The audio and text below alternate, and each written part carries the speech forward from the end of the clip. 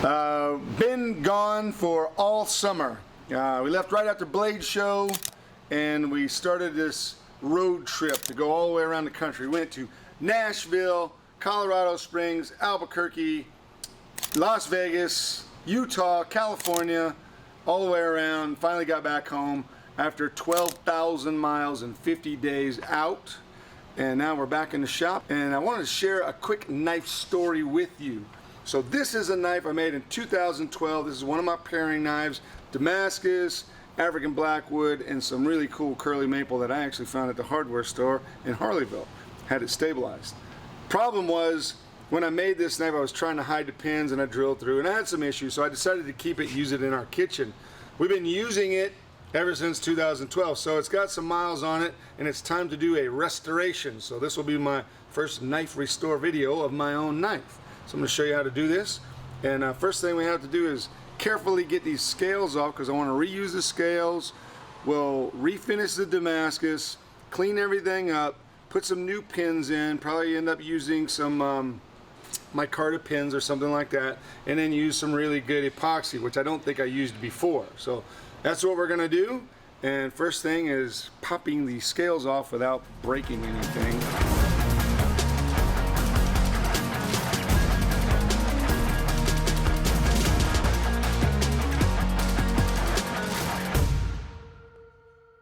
First thing I'm going to do is try to pop the handles off. You can see that I don't know what kind of epoxy I used back then, but I don't think it was the West system. So I got space, and crud gets in there, and that's not good. So what we're going to do is we're going to try and get those off. I'm going to see if I can loosen it up a little bit with some acetone, get that running down in the crack. And then I'm going to get something really thin and very carefully pry this off. So I've got this really thin little ruler. See if I can just kind of slide this in there and pry this off. Ooh, ooh, look at that. Making some progress. Making some more progress.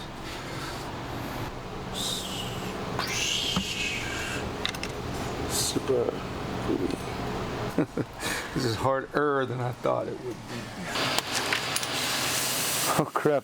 Let's go see where that went. Looks to be intact.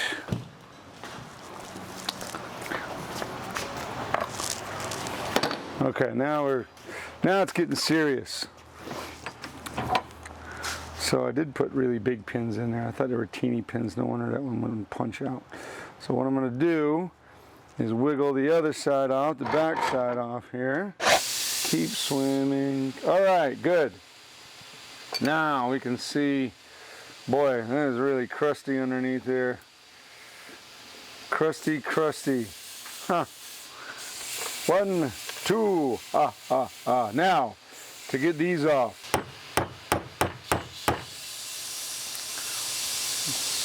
We'll go with this first and see what happens. Sometimes a little bit of heat. That was maybe too much heat. Boop. All right, awesome. Free.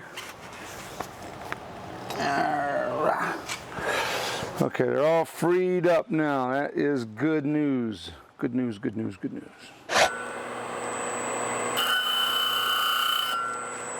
Okay, so I want to put a little bit deeper groove in here. What that does is the groove makes a little lighter, but it gives the epoxy somewhere to go. And epoxy is a gap filler. It doesn't stick so great if it doesn't have any surface area. So we're going to make some more surface area. Because this thing's sharp, and I don't want to fool with that too much, I'll tape the blade up a little bit so I don't get cut. So you don't have to draw a line. I'm just drawing a line so I can show you how you do it, or how I do it. So I'll just basically put a little hollow grind in there, or fuller. It's kind of nice, because if you screw that up, it just serves a mechanical purpose, you know, just for the help everything have some space where the epoxy will go.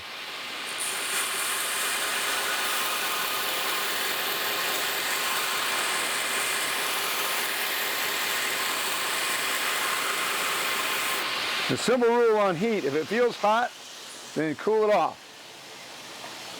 Super simple.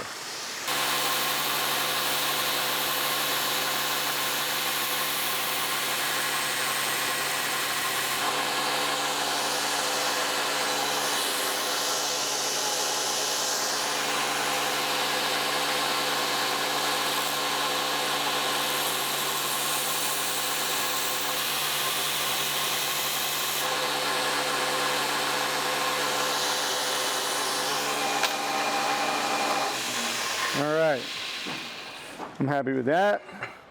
Got a nice little groove in each side. That'll give the epoxy somewhere to go. Now we'll clean the flats back up. And this one I don't see my name on. I used to engrave the name on there. Maybe we'll etch it. We'll see how it goes. So what I'm going to do here, I'm going to clamp the handle because I want to sand this nice and flat again, make sure it's really flat. So I'm just going to clamp it in here. And I'm going to use some of this, it's a PSA, that means it's sticky on the back. This is from Red Label Abrasives. They are a big sponsor of mine, and if you want to get some really awesome stuff, belts, sandpaper, get Red Label Abrasives, really good. Their logo is a lion, good folks. This is 180 grit Rhino Wet Sticky Back, which maybe you didn't know they made, but if you want to know what this is and where to get it, then go back and rewind and watch that part again. Don't text me. Okay, ready? I'm using a piece of G10 that's very flat. This is the hard side. This is G10. The other side has a hard piece of rubber on it. So I'm going to use the hard G10 side because I want it to be really flat. And I really want to clean up this area that may be seen, but I definitely want to clean it up because I want to get all the old epoxy off and anything that may inhibit the new handle or the old refurbished handle. Well, that's not very tight. So I tend to sand in two directions. I'll sand one way and then I'll sand the other way. And that does a couple things. That helps me get it flat, but also lets me see where I did and did not sand. So that's also very, very handy when you're sanding stuff and you want to make it flat. I'm doing this because I really like the knife, and probably gonna do some integral versions of this knife here in the future. And working on a way for people to have a better opportunity to get some of my customs, which are very rare nowadays. We have Knight Elements. That's another knife line. Customs is one knife for one person, and it takes a long time to get those. So I started a production company where we have the designs are being made in the US and in Italy. And if you want to know more about that, you go to knifeelements.com. And I actually have a list of other people who have our knives on their websites. Knives Ship Free is one of them. So if you're looking for something that I made, one of my designs, you can go over there and you can probably get one.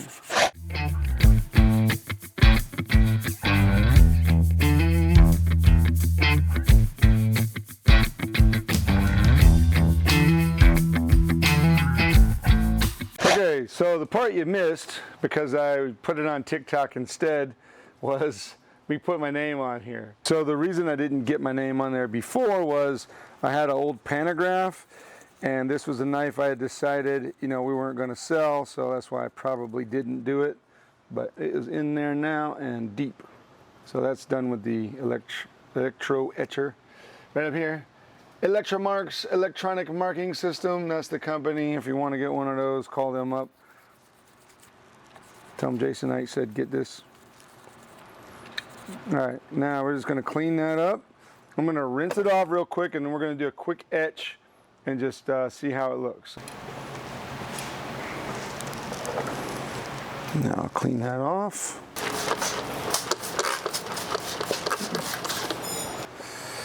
Not too bad. Now, set that aside. We're done with the blade for now. I'm going to take the handles here. And we got to clean this crustiness off. So we got to get all that crud out of there. This is the 180 grit Rhino Wet from Red Label Abrasives. That's flat. That's flat. Okay, now what we had was a hole that didn't quite go all the way through and another hole that didn't quite go all the way through. Now what I decided was, since I broke through on that side, I'm just going to put the holes all the way through. How do I do that? Good question. Let's go to the number 30 drill bits. See if we can make all that work out. So, my ladies over here again. This is the, I think I'm going to use the black micarta just in all of them. It'll look nice. The black pin will match up nice with the black bolsters. All right.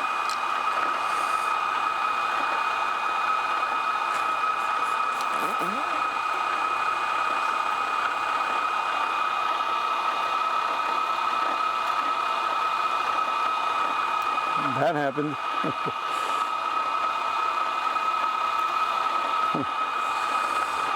All right, cool. We got that. This one's a lot trickier, so I think I'm going to pause on this one. I got an idea on how to do this. So a lot of times knife making is just a series of problem solving, and I'm going to solve the problem here. I got an idea on how to get these lined up. So I have all these songs in my head like I Dream a Genie. Dun, dun, dun, dun. Dun, dun, dun, dun, dun, dun. Yeah, that fits in there nice and snug. Okay. Front bolster should fit in nice and snug.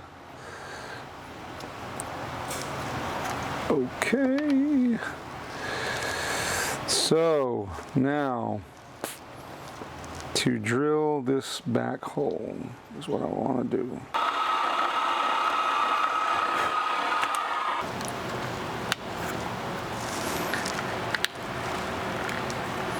So I'm just going to go back through that hole there.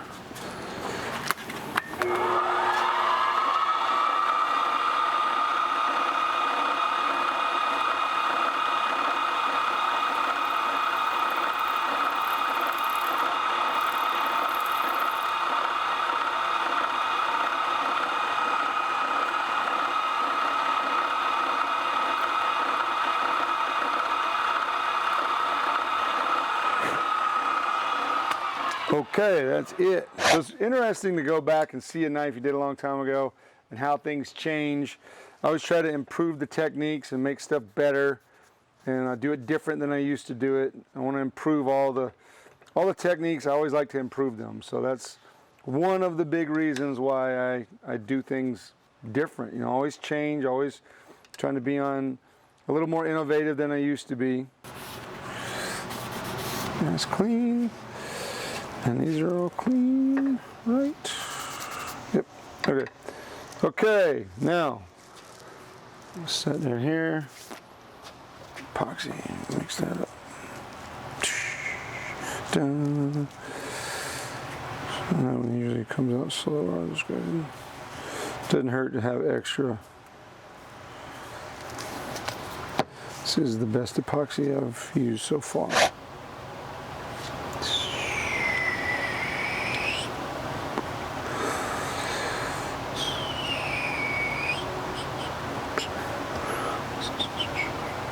Sound effects always sound good.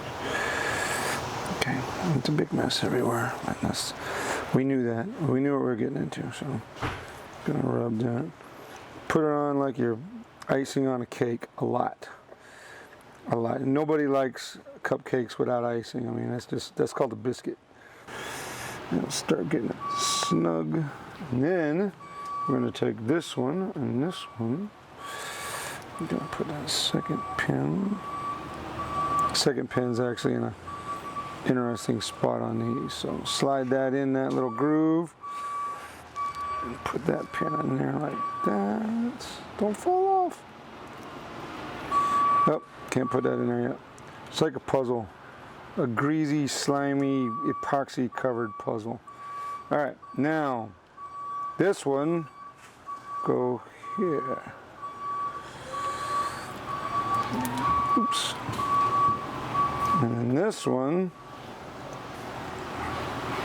looks like a big mess right now, but you won't believe it when we clean it up. I think this is going to be better than it was the first time. 10 minutes setup, and then we're going to come back and reshape it a bit. I'm going to take these little side cutters, clip those off. Pretty tough. That's canvas micarta on the pins. Pop that loose. Pop that one loose. Now, it's got a little bit of work to do here. I like the way it all looks. Looking good, looking good. My goal here was to do as little grinding as possible. And I think I accomplished that. All right.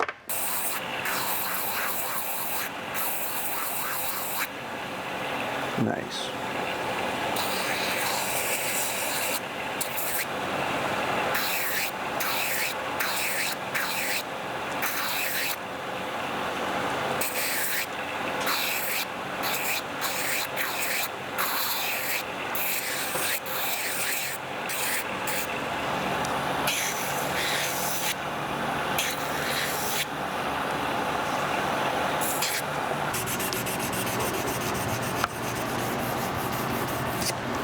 This is 400 grit. I'm just dropping back a little bit. I got to do a little bit of shaping here on that pin. I don't make Kydex, but it's just hard foam rubber and makes for a really nice little sanding tool. Go back and get everything evened out.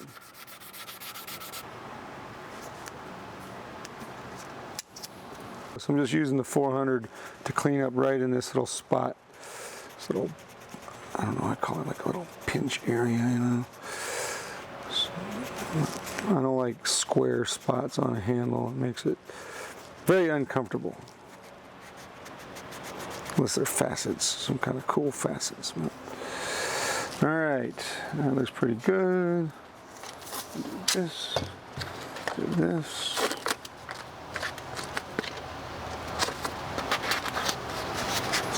All right, now, boy, I might just do this on my knee real quick. I'll put it back in here, it's a little easier.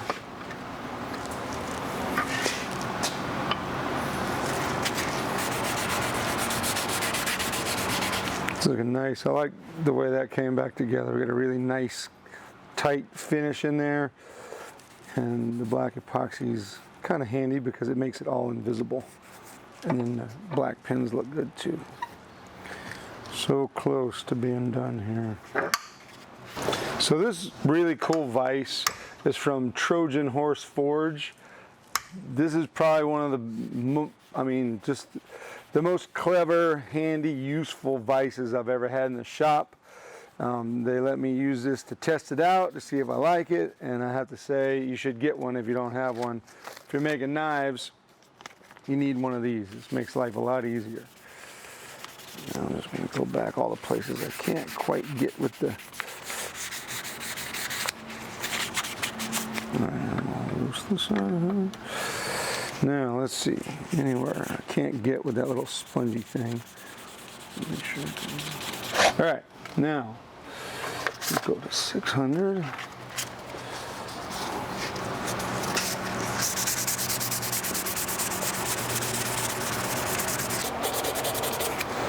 Okay, we're almost done with our restoration of our kitchen knife, our paring knife here from 2012. So, this time I used better epoxy.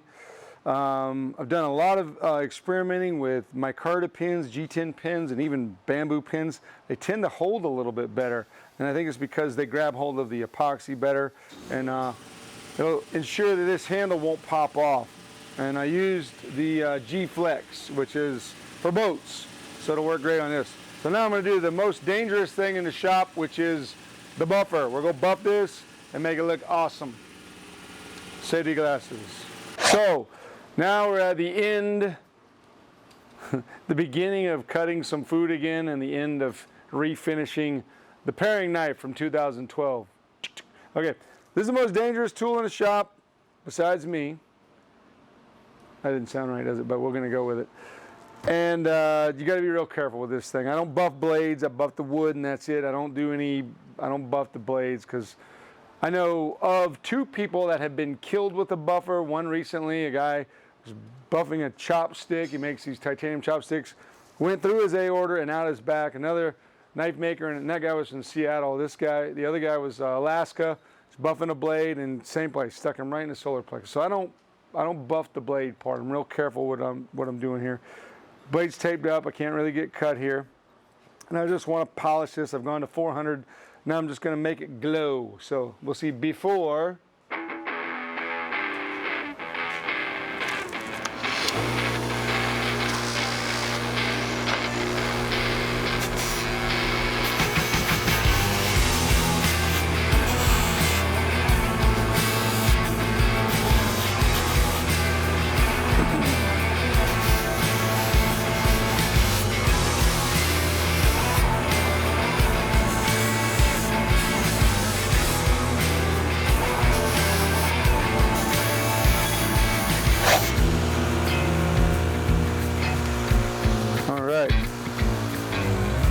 Now let's go take all this off and see what it looks like.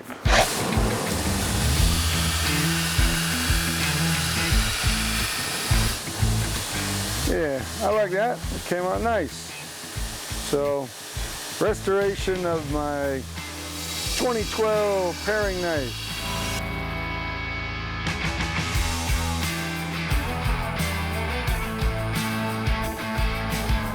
Still one of my favorite paring knife designs, and now that this one's been restored, probably make some more. Came out good. Hey, thanks for watching, y'all. Thanks for hanging around and waiting for me to get back on YouTube and all the other things. So if you like that, check us out on TikTok, Instagram, and all those other little platforms, and Facebook too. So until next time, be a maker.